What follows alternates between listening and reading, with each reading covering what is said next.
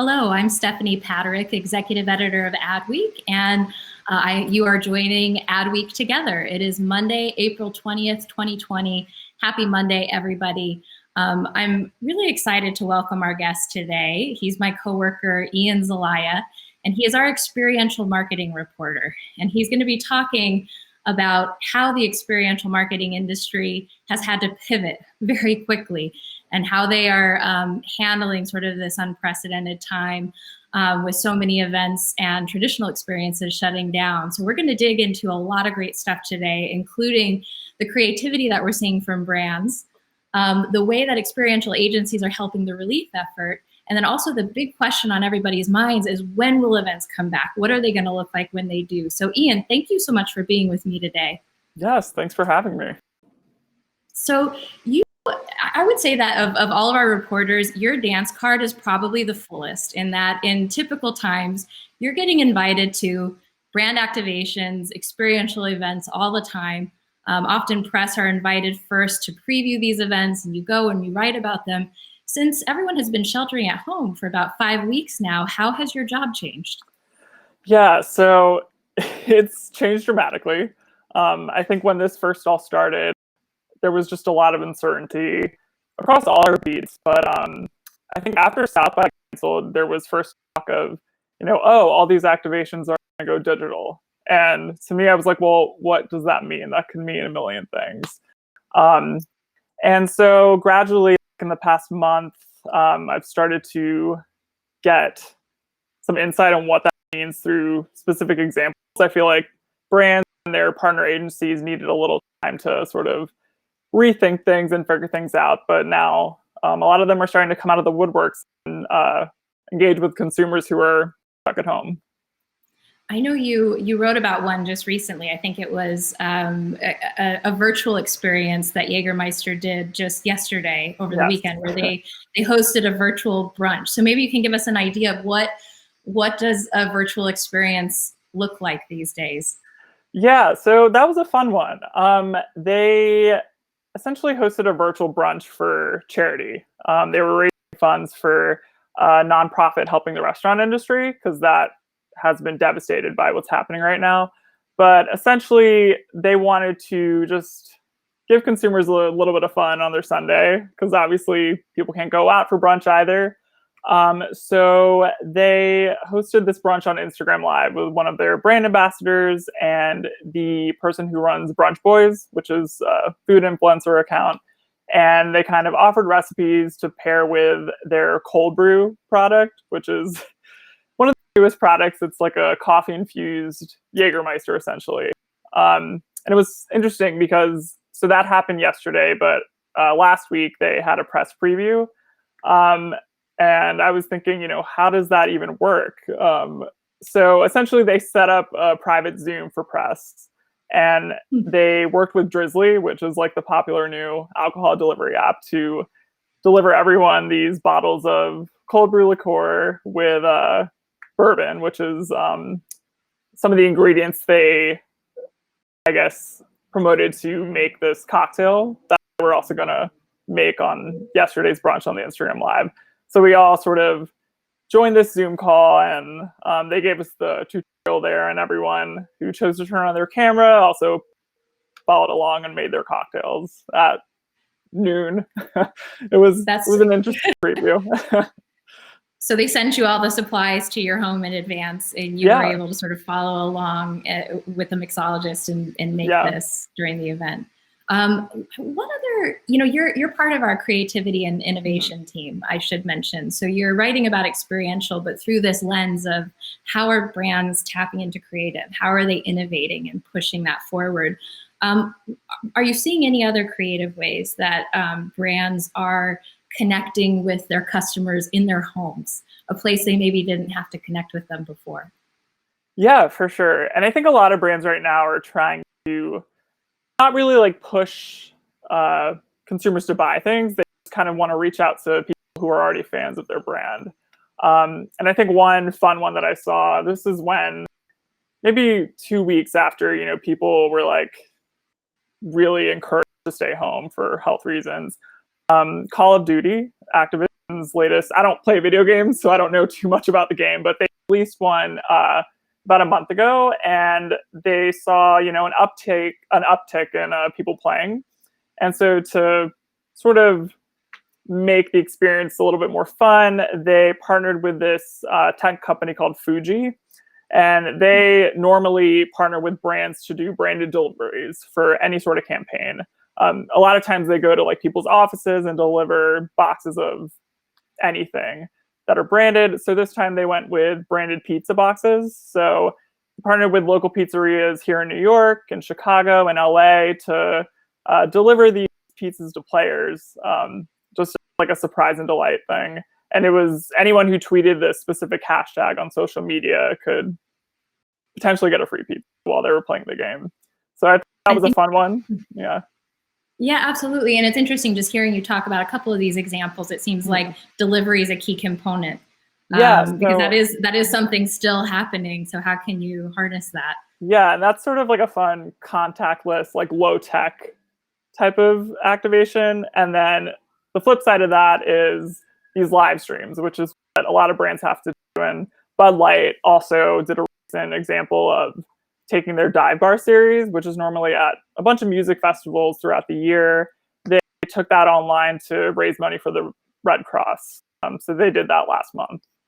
Yeah, and I want to take a moment here and shout out those of our viewers who are tuning in via LinkedIn. I want to let you know I'm monitoring your comments. I see you guys tuning in from South Africa, Canada, right here in New York. And if you have any questions for Ian, please drop them in the comments in LinkedIn. And if we have time, I'd like to throw at least one or two his way. So Ian, something, I think one of my favorite stories that you've written in recent weeks, because it surprised me and I thought was so cool, is that a lot of these experiential agencies and also the cottage industry around them, so the fabrication companies who are, putting large scale events like Cannes together and South by together, as well as smaller scale ones, have actually been turning their attention in the downtime to helping the medical relief effort. Can you tell us more about that? How, it seems like an unlikely match, but how are experiential companies helping out on the medical front? Yeah, so, naturally a lot of these agencies that have been fortunate enough to sort of stay afloat, a lot of them have had to downsize. And, I think their main priority is to still work with clients on pivots. But since there is downtime, some of them have been sort of using their skills to help out with what's going on. And so for that story, I chatted with an agency in Brooklyn called MAS, M-A-S, MAS Event Design. And they have an in-house fabrication shop that decided to start making face shields. They worked with I think the School of Engineering at University of Wisconsin to figure out this model that was approved by medical professionals. And when I was chatting with their head of production, they said, face shields are probably the easiest to get approved because essentially it's like a thin layer of plastic. So now they are making, last I chatted with them, like between 3,000 to 5,000 daily, and then they are selling them to hospitals in need. So they've been shipping them out to all the New York hospitals, and I feel like this is a common theme with other companies in the industry too. Pink Sparrow was a fabrication shop here and in LA, and they're also making PPE, especially for grocery stores. They're making like shields that people working at the register can use to protect them. And there's also like tenting companies that were supposed to build structures for Coachella and other music festivals. They're now moving those efforts to make similar structures, but for temporary medical facilities. So everyone is sort of trying to help out in any way they can. And I know, earlier in the show, you mentioned how hard the restaurant industry has been hit. I have been worried about the experiential industry, as the timeline or the horizon of this looks longer and longer. Do you have a sense of how they are faring, economically? I mean, do you think that there will be some businesses in that space that aren't able to survive it? Or from what you're hearing, are they, kind of able to keep afloat with these interim projects? Yeah, it's hard to predict. I mean,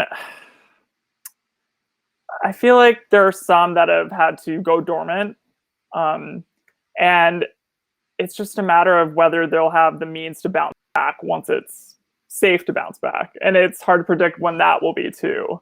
Because I feel like for this year, pretty much every single major event has canceled. I mean, New York Pride just canceled like an hour ago, and that was supposed to be in June. And I feel like the only one that's still holding out hope are Coachella and Stagecoach. They had postponed both festivals, the organizers of those, to October. But I feel like there's now still a question mark over those festivals too, because they're major, major gatherings. So yeah, it's really hard to predict right now. It's interesting. One of our questions from LinkedIn is from Heather Schuler, who asks thoughts on when trade shows will return. And like I said, I think this is the big question. I know a couple of weeks ago in early April, you wrote a story where a lot of your sources were telling you that they really felt like events would come back in Q3 or Q4 of this year. And then I think right after that story came out, Cannes announced that it was, rather than postponing to October, was going to cancel outright and postpone until next year. And I know, Coachella has been in question too. What's the latest you're hearing on that front? Do you think that we will see some perhaps regional events come back late this year, or is 2021 a more realistic horizon? Yeah, so I feel like for that story, a common theme that I was getting from people I interviewed was that if events are able to come back in Q3 and Q4, people might be forced to do like really small, like more intimate gatherings. So like something like be a dinner, like a dinner with influencers or brand ambassadors.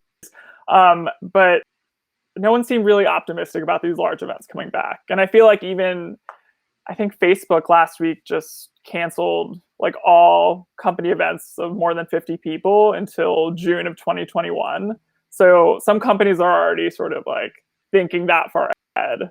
And I think the other concern is, even if it is deemed safe to start going out to events again, there's a question mark of whether consumers will actually want to. Even if, people say it's safe, are they going to be comfortable to do that? And I think that's why a lot of people in the industry are sort of talking about these smaller local events that don't require a lot of travel to start out. And that's been the biggest question on my mind. And I think a recurring theme on this show with every guest who comes on is trying to figure out what is temporary and what's going to be long-term. And what about the consumer is going to shift in a really fundamental and perhaps even permanent way. I know that you I think mentioned in one of your stories a survey that indicated that 40 some odd % of people are going to be nervous about coming back to events, even when governments say it's okay. Yeah. And that 60 some % are going to be more mindful about health and wellness at those events. So do you have any predictions for, tactically, how might, we all go back to our first event. What are we going to see that's different? Yeah, it's hard. I think it depends on obviously what kind of event it is. But in general, I feel like visible hand sanitizer stations or just the way that the event is set up won't require any touching. I know like before this all happened, ball pits were constant or things where you could like write on a wall. And now I feel like the smart move would be to go like with the least amount of contact as possible. So I feel like it's going to be a little tough, but I think agencies will just get really creative in how to sort of manage that. And also just maybe something in terms of marketing before the event, just letting attendees know like some guidelines or saying, you have to stand 6 feet apart somehow. It's going to be interesting to see. I think that's so interesting about ball pits. This might be the the nail in the coffin for some of these almost what have become experiential cliches. Or these really high touch moments. I was over them. They sort of were out for welcome for me. You won't be sad to see those go. No. I have a question from Frederick Hawkins about influencers. And I know we've written about this a bit, but he says, hello from Rome. What's your prediction on how influencers are going to factor into the new experiential marketing campaign? How are you seeing influencers being used in the events that you're getting invited to? I mean, so far I haven't really seen many involved. I feel like maybe you could call his name's Jeremy Jakowitz, I think. He's the founder of Brunch Boys, and so he was involved in the Jägermeister event.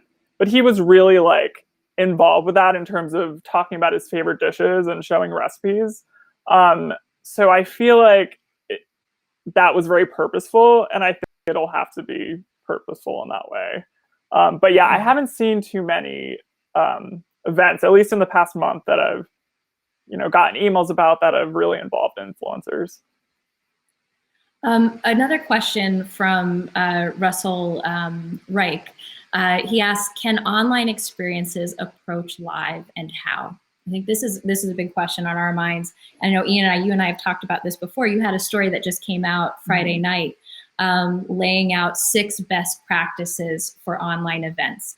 And I think that for so many of us who were not specialized in online events before, the learning curve is steep, right? We're all, including media companies, trying to figure out the best way to replicate what's good about live in a virtual format. What are some of the best practices that you've been seeing and writing about? Yeah, that story was interesting because I chatted with some people who had to pivot kind of quickly in March when this was all happening. And so I talked to Alex Amato. He's the VP of Experience Marketing at Adobe. So he oversees their annual summit, and that was supposed to happen a couple weeks ago in Vegas. And then, they eventually had to take it all online. And that is massive. And they ended up releasing maybe almost 150 sessions. And it's sort of like a choose your own adventure style event. It's like on a landing page on Adobe's site. So essentially, people can go watch any session for free in any order they want. And I feel like for big conferences like that, giving viewers the freedom to, navigate the event on their own is a smart idea. But it really just depends on your content. And if it's like a much smaller event, I was also writing about Forbes 8, which is their video platform for influencers, Forbes'. And theirs was just like a 3-hour sort of chapterized style event where they aired 20-minute presentations one after the other. And afterward, it's available as an on-demand package. So it just depends. I mean, I feel like it depends on the content you're trying to deliver attendees. It depends on how long it is. But also for that Forbes 8 event, when I was chatting with them, they sort of cited how doing a Twitter conversation at the same time as they released the presentations was helpful in maintaining that real-time interaction. So as people were watching the presentations, the speaker would sort of facilitate a conversation on Twitter using the event hashtag. So that was another sort of best practice that I went into for that story. And I think another pretty sort of insightful one is I think everyone is wondering whether they should go fully live or pre-record content. And that is sort of up to the event, because with pre-recorded content, you have the ability to edit and add in cool effects and animation. But when you're live, like we're chatting now, I feel like you just get that real-time interaction, and it feels more of like an event, essentially. Yeah, I love these tips. I love the idea of introducing the element of choice, because when we attend a trade show or a conference, it's nice to be able to choose. I want to go to session A or session B, or I want to take a coffee break and network. So I think that that's a really great one. I wonder, so final question for you. I just want to know personally, as you've started probably attending more of these virtual events, or perhaps webinars, things like that, what what for you engages you the most? Like what makes it successful? Or on the flip side, what really turns you off? Oh, that's a good question. I feel like what engages me the most is like the act of being able to participate. So I'm a fan of these delivery, like surprise and delight events, because you can get something in real life. Like I know we keep going back to the Jägermeister conversation, but that's as close as you're going to get to like a physical event. And then they have the online portion of that. So like you feel as connected as possible. But at the same time, I don't know, I'm really enjoying some of the music events. I know all of these virtual music festivals lately have been for a good cause, you know, with good reason. But I think they've been doing a good job at sort of like turning it into this actual music festival. I know the Global Citizen Pepsi Festival just happened. So we saw all these major artists at home singing, you know, some uplifting songs, which, you know, was expected. But I think they did a good job in sort of making that like a quote unquote event. And it was available on like tons of different streaming platforms and different networks. And I thought that was a good example of, you know, sort of bringing people together through music, which is a go-to for a lot of brands right now. I love that, Ian. Thank you so much. So next time you come back, you have to show us how to make a cold brew cocktail. I will do my best. We'll get more hands-on. I really appreciate you taking the time today, and I appreciate all of your coverage. Everybody, you can find these stories we've been talking about and more if you go to adweek.com and look under Ian Zelaya's profile. He's writing about it every day. Thank you so much, Ian. Yeah, thanks for having and also, me. Absolutely. I want to welcome all of our viewers. I want to invite you all back to our show tomorrow at noon Eastern time here in the US. Our agency's editor, Doug Zanger, is going to be talking about diversity and inclusion. And he's going to have a special guest, Glenn Singleton, who's the founder of the Pacific Educational Group. Glenn was actually our first guest on our new podcast. It's called D&I TBD, D&I to be determined. And they're going to continue that conversation here on this show tomorrow. So I'm excited for that. I also wanted to let you know that our Adweek Executive Mentor Program is live, and you can find out more about that on our site, adweek.com as well. But we are pairing up a couple of hundred people in our industry with top-notch CMOs, amazing mentors. Mentorship is so important at a time like this. So thank you to Facebook, AB InBev, and also Verizon for supporting mentorship, supporting that effort. Thank you all. I hope you all have a wonderful day or night wherever you are, and please take care.